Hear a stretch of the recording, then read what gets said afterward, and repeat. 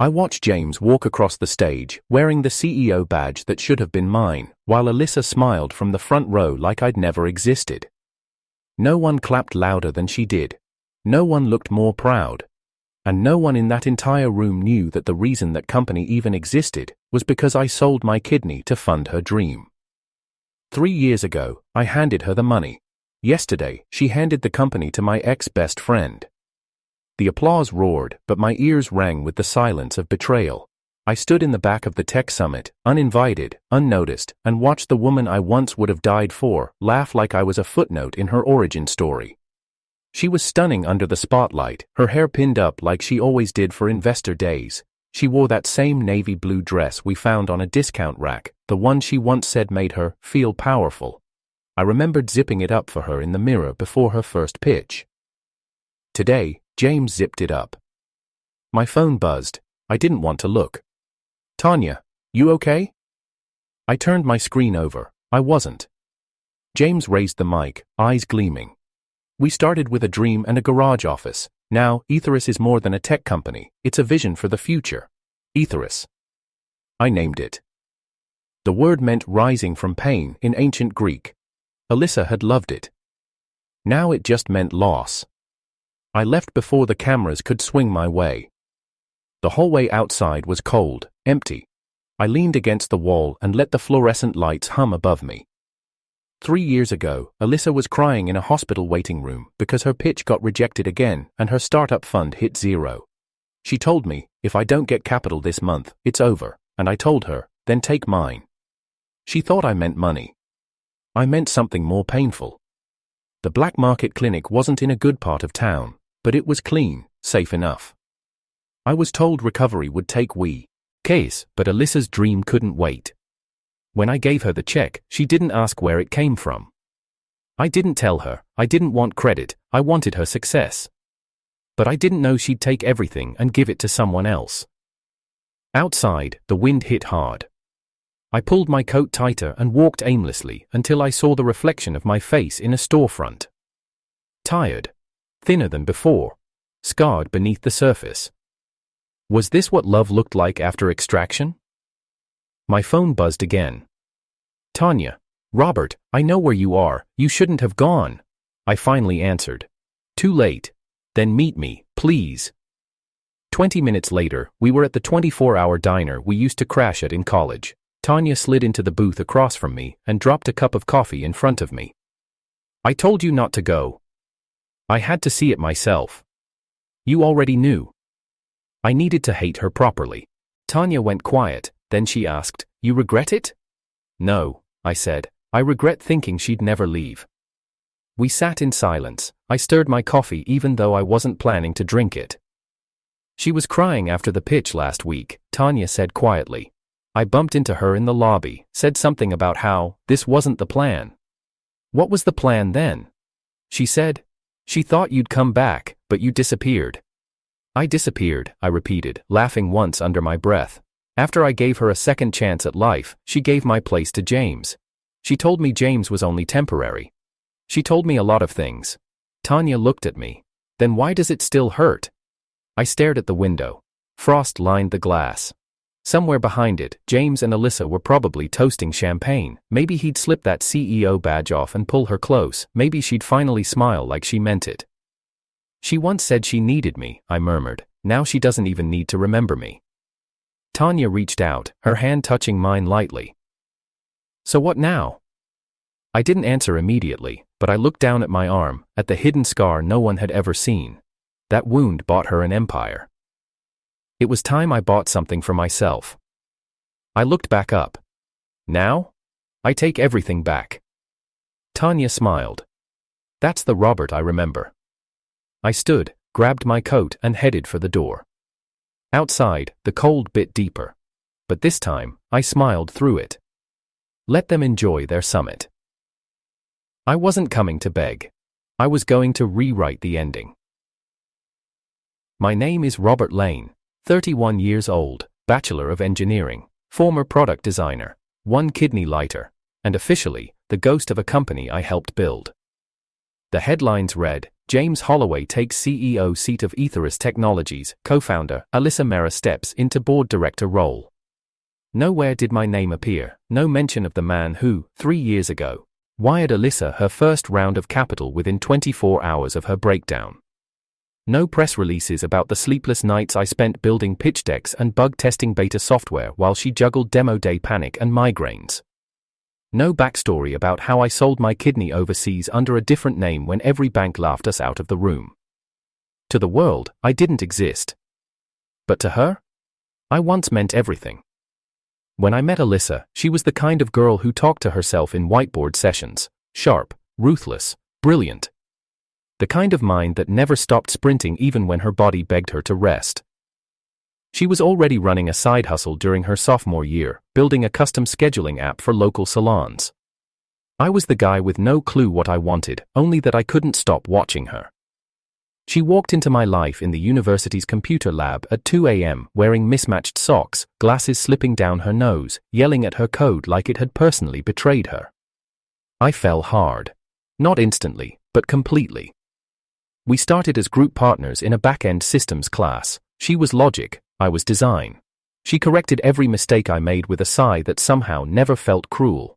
After finals, we kept meeting up, no labels, just long nights, coffee breath, and shared playlists. She called me her buffer zone. I took it to mean safety. The night we kissed was the night she lost her first investment round. She was sitting on the curb behind the accelerator building, papers scattered around her like confetti, no one clapped for. I knelt beside her and she said, I'm tired of proving myself to people who already decided I'm not worth it. I told her, you don't have to prove anything to me. She kissed me, just once, quiet, quick, then went back to writing emails before the tears could reach her mouth. That was Alyssa. She didn't lean on people, she used her pain like oxygen. I didn't care, I wanted to be near her, even if I was just the buffer. After graduation, she had a choice, accept a full-time offer from a tech giant or pursue her startup. I told her I'd back her, whatever she chose. She chose chaos. She turned down the job, rented a 2-room office with flickering lights, and roped in 3 interns who believed in her because I did. I invested what little savings I had. I built the wireframes. I cleaned the bathroom when the janitor quit. We were something then. Not quite a couple, not quite co-workers, something in between, held together by stress and midnight snacks. We never had time for romance, not officially. But every time she passed out on my shoulder during a long testing cycle, every time she called me first after another rejection, I thought that meant something. Until James came back. James Holloway had been my friend since middle school. We built robots together, broke curfews together, went to prom with matching clip-on ties. He was the smart one, the charming one, I was the safe one. But even back then, he had a habit of showing up just in time to take credit for someone else's work. He got into Stanford, I didn't. He interned with Veyron Tech. I waited tables to pay off my student debt. When he finally returned to our city to explore new ventures, he called me up like no time had passed. I hear you're building something brilliant with Alyssa, he said. Want help scaling it? I should have said no. But Alyssa said yes. She called it a win. James has connections, he can help us land real funding. I told her we didn't need him. She told me I was being emotional. That's when I made my choice. The bank account was nearly dry. Alyssa had axed out 3 credit cards. Our lead engineer threatened to walk if he didn't get paid by Friday. We were 2 weeks from collapse. So I disappeared for a week. Told everyone I was taking a mental break. Instead, I boarded a plane to Malaysia with fake documents and let a stranger carve into my side for $70,000. The scar was deep, the recovery brutal, but I returned with the funds. When I handed Alyssa the check, she cried. Then she said, I swear I'll never forget what you did for me. She meant it. At the time. We hit our breakthrough a month later, the prototype stabilized, a silent partner joined. Press started noticing, investors actually returned our calls. Alyssa was radiant, sleep-deprived but shining like she was finally being seen the way I always saw her, but so was James. He became her second shadow, always close, always smiling. I told myself it was business. I told myself she would tell me if anything had changed. She didn't. until I saw them in the glass reflection of our office elevator, her back against the wall, his lips on her throat. She didn't pull away. That night, I packed up my desk and walked out without saying a word. Tanya was the only one who noticed. She was our operations lead, quiet, brilliant, and always a few steps ahead of chaos. She saw me locking the door and caught up with me on the sidewalk. "Is it because of them?" she asked. I didn't answer. "You did everything for her," Tanya said. "And she let him in anyway." I stared at my hands. They were still shaking. "Don't let this be your legacy," she added. But it was already too late. I spent the next 2 years working freelance jobs, fading out of the startup world like a vanishing glitch. I stopped answering tech meetups, unfollowed the company page, deleted old photos. The world moved on. Alyssa did too. Tanya stayed in touch. She never said much, just enough to let me know she was still watching, still remembering. Then last week, she sent me a photo, a press preview for the Etherus summit. James in a tailored suit, standing in front of the company's new headquarters, Alyssa beside him. He wore a badge, she didn't. James Holloway, CEO, Alyssa Mira, co-founder and director. And that was when something in me broke. Because I didn't care that I lost Alyssa. I didn't even care that James got the girl. I cared that I gave up my body for a dream that treated me like a ghost. I cared that the one person who promised she'd never forget, did. And now? Now I want them to remember. Every scar, every wireframe, every unpaid night, every lie. Because I didn't build Etherus to be erased from it. I built it to rise, and this time, I'll make sure the fall is loud enough for everyone to hear. The first betrayal wasn't Alyssa kissing James, it was her letting me walk out of that company without stopping me. No text, no call, no, "Where are you going?" or "Let's talk." Nothing. And when Tanya told me they announced me as a former early-phase contributor in a buried footnote during the company's Series B press release, that's when I knew. They'd rewritten the history before the ink even dried on the future. I didn't want revenge. Not then. Back then, I just wanted to vanish so I wouldn't have to feel how easily I'd been replaced. But guilt has a long shelf life. And now, 3 years later, the seal finally cracked. Tanya met me the day after the summit.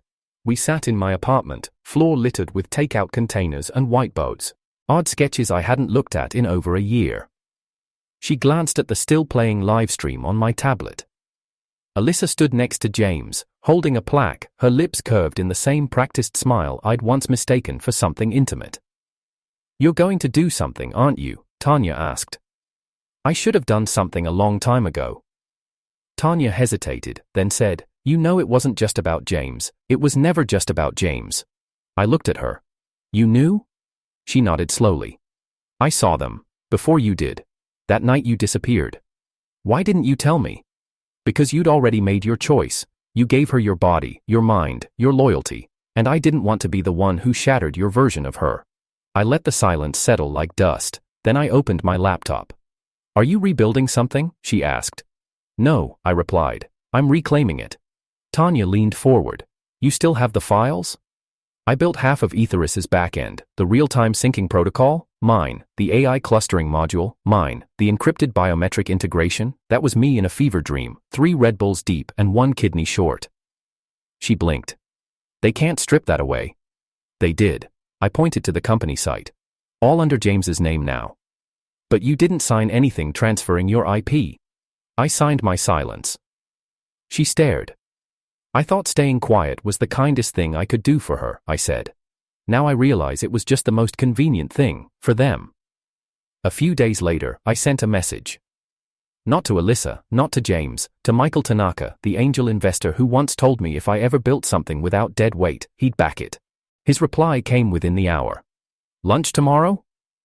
I met him in a glass-walled restaurant downtown, the kind of place James would have Instagrammed.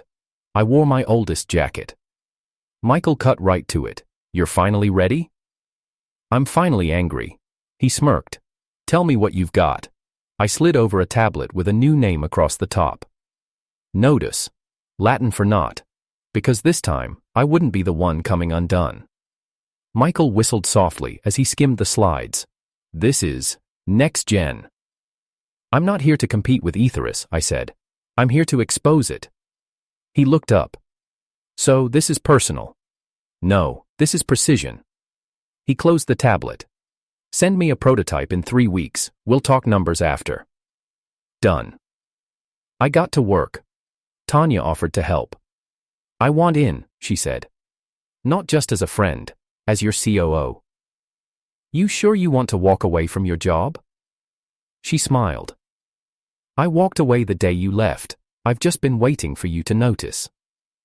We rebuilt everything in silence. In code, in caffeine-fueled nights with overlapping playlists and silent understanding. And then it happened. The press leak. I wasn't the one who did it. I wasn't even ready yet. But a small publication, TechCrater, published an exposé titled, "The Man Behind the Code, the Silent Architect of Etherus Breaks His Silence." It featured old photos, me and Alyssa during prototype days, Tanya beside me, holding a whiteboard. One paragraph in particular exploded across social media. Sources confirm Robert Lane, an original contributor to Etherus's core framework, never received compensation, credit, or equity upon departure. Alyssa's name began trending. That night, she called me. Robert, she said. Her voice didn't shake. Mine did. Took you long enough, I said. I didn't know. You knew, you just chose not to look. I thought you left because you were done. I left because I watched you kiss James in the elevator we paid for with my kidney. Silence. Then softly. You didn't tell me. You didn't ask. More silence, the kind that says everything you both know but will never admit. I'm sorry, she finally whispered. No, Alyssa, I said, you're just sorry it's public now. She didn't argue. Before she could say more, I added, don't worry, I'm not suing you, I don't want your money. Then what do you want? Truth. I hung up. The next day, Tanya forwarded me a screenshot. James had posted on LinkedIn. Proud of how far we've come, looking forward to discussing leadership transitions and legacy building at the Global Tech Roundtable next week. Legacy. That word stung. I used to think legacy was what you built with people you trusted. Now I know, it's what you fight for when the people you trusted take your name and scrub it clean. A few hours later, Tanya knocked on my door with a USB stick in her hand. What's this? I asked. Company records, internal call logs, timestamps, proof. Where did you get this? I never stopped tracking their mistakes. I looked at her. This is dangerous. No, she said. It's overdue. That night, I watched a clip from a year ago. Alyssa in a boardroom, visibly tired, saying, the original sync protocol was Robert's, if we tweak it too far, we'll lose stability. James, then remove his footprint and rebuild it from scratch, we're not giving that guy a shadow to stand in. I paused the video. There it was, clear as glass, intentional erasure, planned, executed, celebrated. That was the moment my anger cooled and turned into something far colder, not rage, not grief, just purpose. I stared at the screen and said out loud, if I was just a shadow, then it's time I became the storm.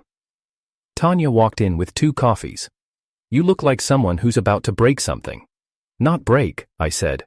Balance. I opened the Notice homepage draft. Tanya uploaded the final alpha. A small launch timer began ticking on the corner of the site, 2 hours, and counting. It was 3:27 a.m. when I sat alone in front of my laptop, watching the Notice launch timer tick down. The numbers blinked in silence.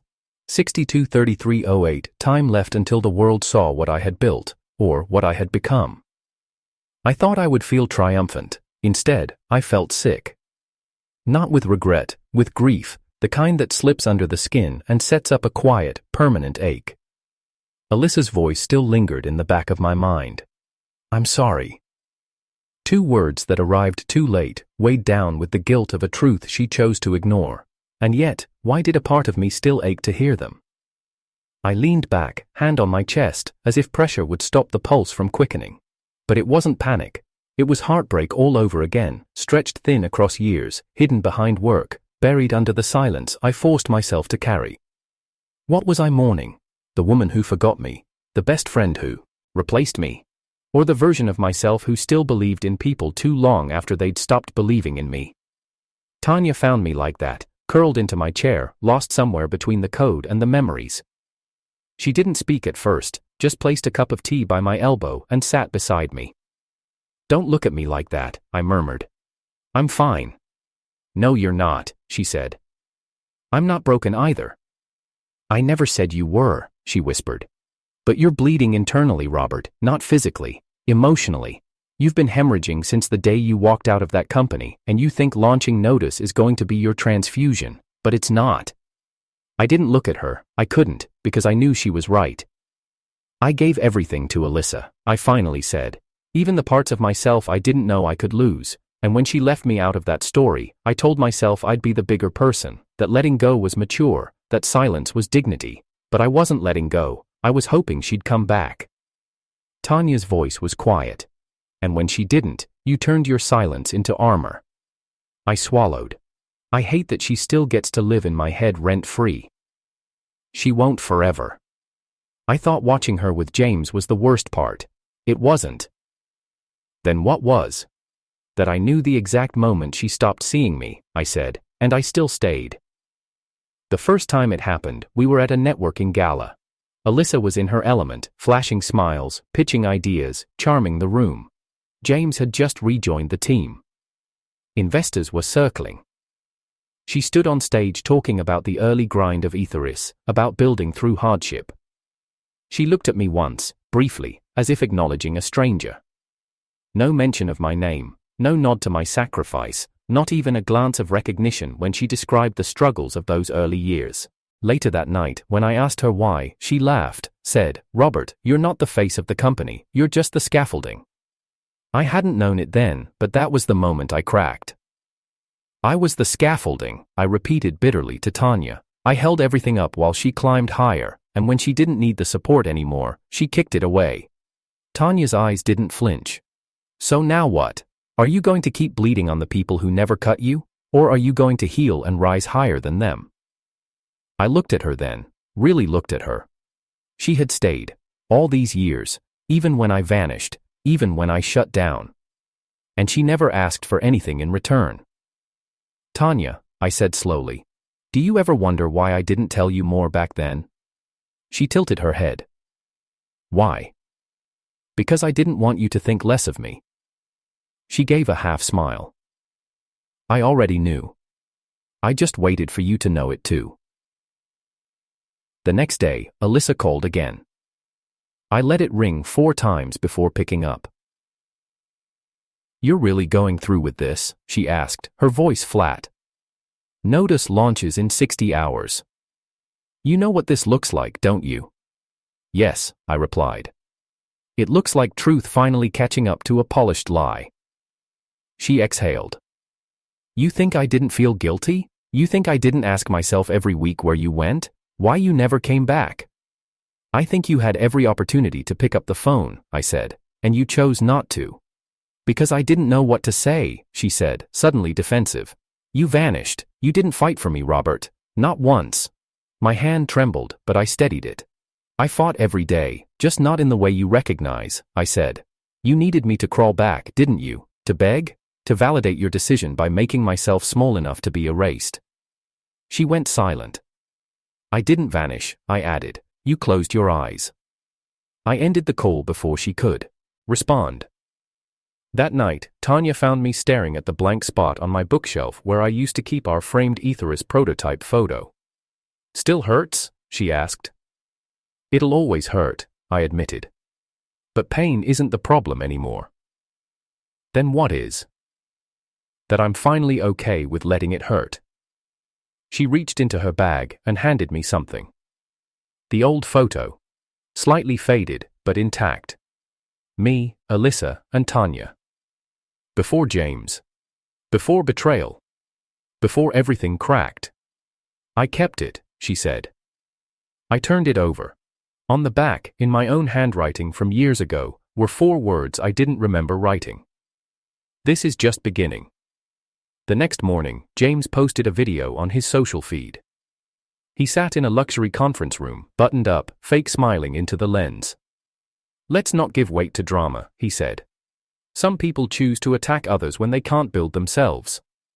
Etherus will remain focused on the future. We are innovation. We are unity. We are progress. Unity. That was rich, coming from someone who built his throne on someone else's foundation. I closed the video, walked to the bathroom, washed my face. In the mirror, I didn't see the broken man I'd once been. I saw someone still standing, still breathing, still ready. The emotional part of me had begged for Alyssa to remember me, but the man I was now, he was about to make sure the world never forgot. The countdown read 04:09:36. 4 hours left until the notice site went live. 4 hours until everything I'd been holding back would go public. My code, my side of the story, the receipts. Tanya had already pushed the press release to every tech journalist she knew. My inbox was filling up with questions, interview requests, NDA offers. I ignored them all. There was only one call I was waiting for. It came. Unknown number. I answered without speaking. Robert, a voice said. Calm, measured, practiced. James. I hear you've been busy, he said. You always did have great hearing when your name's involved. He chuckled once, like we were still kids building robots in my parents' garage. Let's cut to it, he said. This little stunt of yours, you think it's going to damage me? You think the board cares about your hurt feelings from 3 years ago? I don't care what the board thinks. I care that they hear the truth. And when that truth comes with legal consequences? James asked. You signed an exit contract, remember? You breached confidentiality. I paused, then smiled.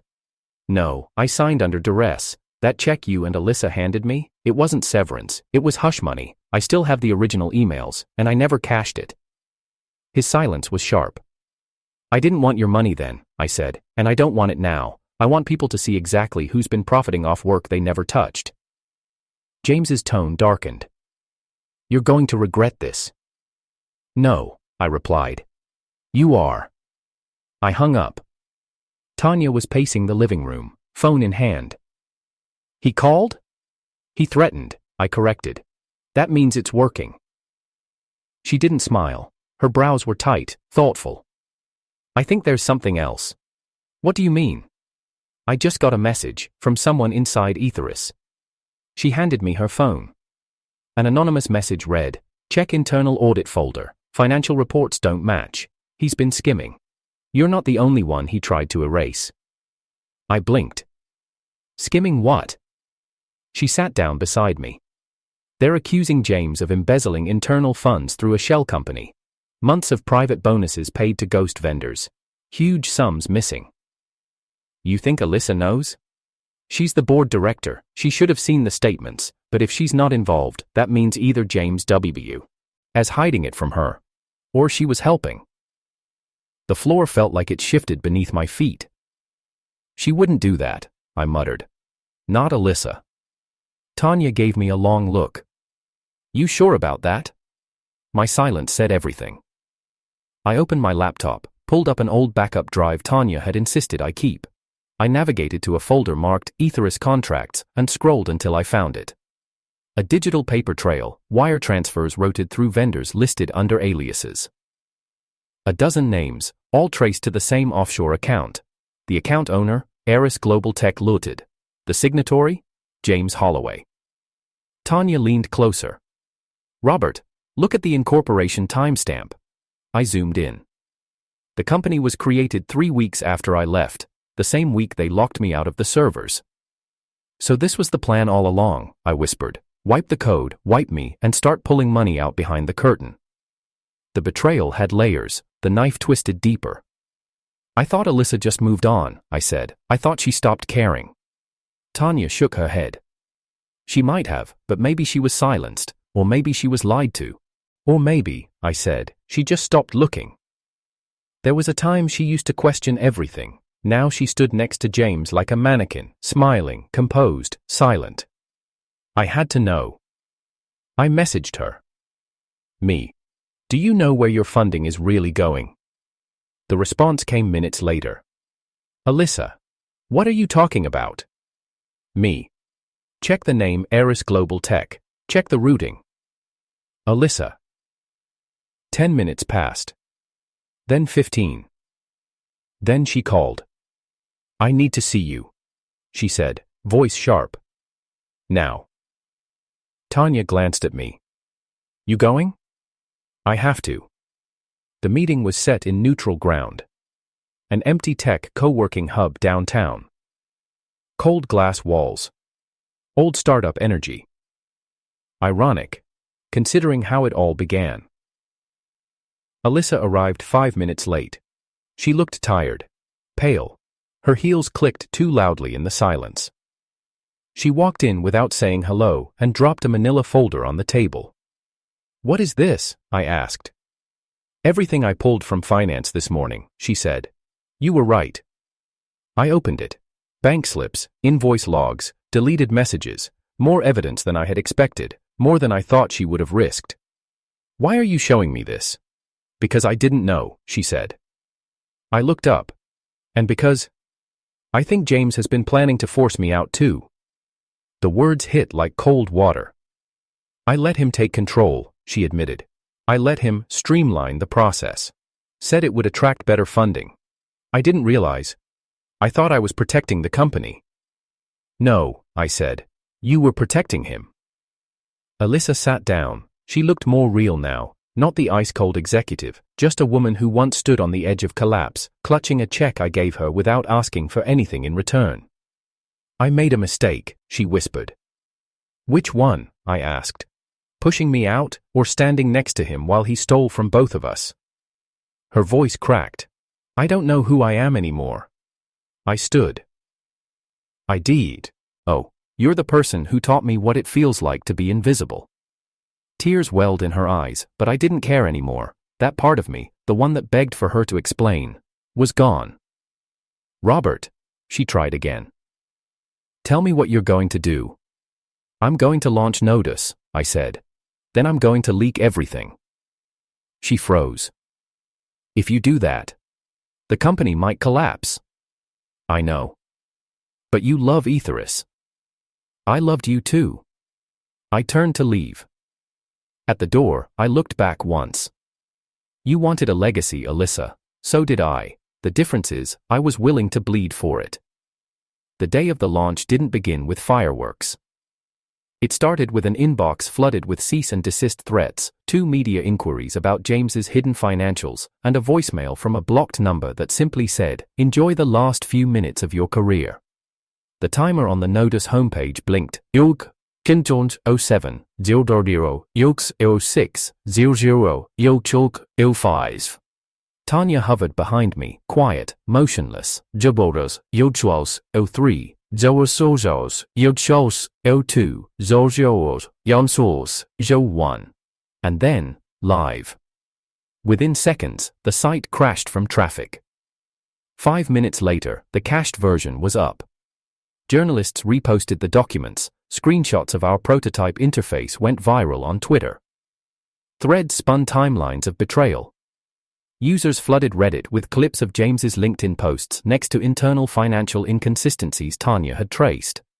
Notice wasn't just a software launch, it was a confession, a confrontation, a curtain pulled back on the show they'd been running for years, and it was working. By noon, 5 tech media outlets published headlines. Whistleblower exposes Etherus's forgotten founder and CEO's financial cover-up. The real story behind Etherus, it starts with a kidney. Who is Robert Lane, and why is everyone saying he's the real mind behind Etherus? I didn't even flinch when the office intercom buzzed. "Someone here to see you," the intern said. "See, and them up," I replied without asking who. I already knew. When the elevator opened, Alyssa stepped out first. Her coat was buttoned all the way up, her lips trembling, mascara subtly smeared under her eyes. James followed 2 steps behind her. He wasn't smiling this time. "What is this circus?" he barked, stepping into the room like he owned it. "You think dropping this garbage online gives you the moral high ground? You think this makes you a hero?" I leaned against the desk, calm, prepared. "No," I said.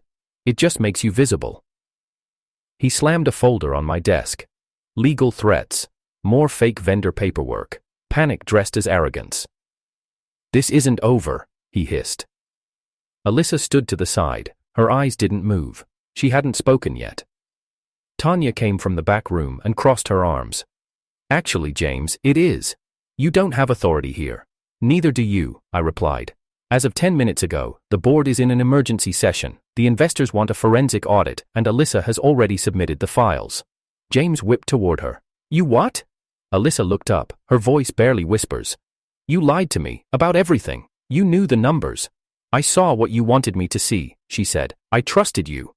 He scoffed. And now you trust him? After all this, he's dragging you through the mud. No, she said quietly. He's the only one who ever bled for this company and didn't ask me to apologize for it. That's when James cracked. The mask slipped. You were nothing before me, he snapped at her. You were burning out, drowning in idealism. I gave you structure, I gave you power. And Robert gave me a second chance when I had nothing left, she shot back. But I forgot that. James turned to me, chest heaving. You think people care about your sob story? You sold your kidney for what? Sympathy? You can't code a heart into your software, Robert. You can't build a brand off being pathetic. I stepped forward. No, I say, but I can destroy yours for being a thief. Tanya dropped a USB drive onto the table. Every transfer, every shell company, every forged vendor account, and a copy's already in the hands of your investors. James went pale.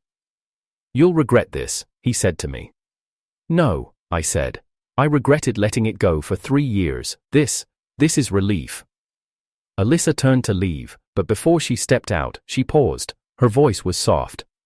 I was wrong, Robert. I didn't respond. Because it was too late for apologies, too late for rewrites, too late for the story she could have helped fix. I walked James to the door. He stopped halfway, looked back. You were always a supporting role, he muttered. You just never knew it. I stared at him. No, I said. You were the villain I let narrate my story. But not anymore. He left without another word. The building was quiet for a long moment. Then Tanya turned to me. How do you feel? I sat down slowly. Like I just exhaled after holding my breath for 3 years. That night, the news exploded. James's name trended under #StolenCode. Etherus stock plummeted 17% in a day. Alyssa's statement was posted on the official site, acknowledging the breach, crediting my original contributions, and stepping down temporarily. But what caught me off guard was her final line. This company was built on sacrifice I chose to forget, but forgetting doesn't erase what was given. I owe him more than an apology, I owe him the legacy we tried to steal. I didn't reply. The real closure came the next morning. Tanya and I walked into the new office, not glass towers, not prestige, just clean walls, fresh coffee, and space. She tossed me a new badge. Founder, CEO, Nodus Technologies. We stood together, watching the city pulse outside the window. Quiet, steady, honest. Are you ready to stop bleeding and start building? Tanya asked. I smiled. Yeah, this time, for the right reasons. 6 months later, the tech world had a new obsession, not Etherus, Nodus. Not because of its sleek interface or predictive sync systems, though those were undeniably cutting edge, but because it was born from betrayal and turned that betrayal into a business model built on transparency and vindication. Where Etherus once stood for polished deception, Nodus now stood for reclamation. And I stood at its helm, not as a silent partner or forgotten contributor, but as the name on every keynote, every article, every patent filing. Robert Lane, CEO. Revenge wasn't loud, it didn't come from slamming doors or screaming headlines, it came in the form of watching the very people who erased me choke on the echo of my name, rising louder than theirs ever did. James, gone. The board removed him within 48 hours of the leak, investigations followed, a civil lawsuit opened, and when a second batch of vendor fraud surfaced linked to another fake entity under his name, Interpol got involved. His public statement was weak, a half-hearted defense blaming growing pains and miscommunication, but the industry saw through it. His name, once floated for panels and VC summits, now lived at the bottom of LinkedIn comment threads titled "What Not to Do in a Startup." Alyssa. She disappeared from the public eye for a while, The official line, step back for personal reflection and company transition. Behind the scenes, though, I knew the truth. She'd been offered a second chance by the same investors who backed Nodus, my investors. Because I made one final move, one Alyssa never saw coming. During a private negotiation, I bought controlling shares of the Etherus infrastructure patents, not the brand, just the skeleton beneath it. The IP buried in old servers, the tech she once said wasn't market-facing enough to keep. And then I issued a kill clause, terminate the license, render the core code inoperable, pull the plug. Etherus's main platform went down for 23 minutes that Monday morning, long enough to cost them 3 partnerships, long enough for the world to notice. I didn't even need to say a word. The message was clear. You can replace the name, you can rewrite the story, but you'll never erase the architect. Alyssa requested a meeting. I agreed. It was held in a quiet rooftop lounge, somewhere far from microphones, press badges, or LinkedIn posts. She arrived in a beige coat, no makeup, no pretense, just Alyssa. The real one. Not the startup queen, not the public icon, just the girl I met years ago, coding in a corner, fighting to be taken seriously. She sat across from me, silent for a long time. Then she slid a small wooden box across the table. "What's this?" I asked. "My wedding gift," she said softly. I didn't touch it. I'm not getting married. I know. I opened the box. Inside was the photo, our first Etherus launch day. The 3 of us, me, her, Tanya. Only this time, her handwriting had been added across the bottom edge. The dream didn't die, it just changed names. I closed the lid gently. "I don't hate you, Alyssa," I said finally, "but I don't miss you either." She swallowed hard. "I didn't come to ask for forgiveness." "Good," I said, "because I gave that to myself already." We sat in silence again. This time, it wasn't hostile, just final. "You loved me," she said. "Didn't you?" I met her eyes. "I still do. Just differently. Like I love the scar under my ribs. It hurt, it healed, and it reminds me never to trade my worth for someone else's ambition again."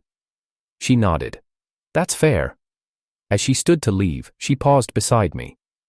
"Congratulations," she said. "Truly, I've seen the new demo. Nodus is brilliant." I smirked. "You would have liked working there." She smiled faintly. "No, I would have ruined it." She left without another word.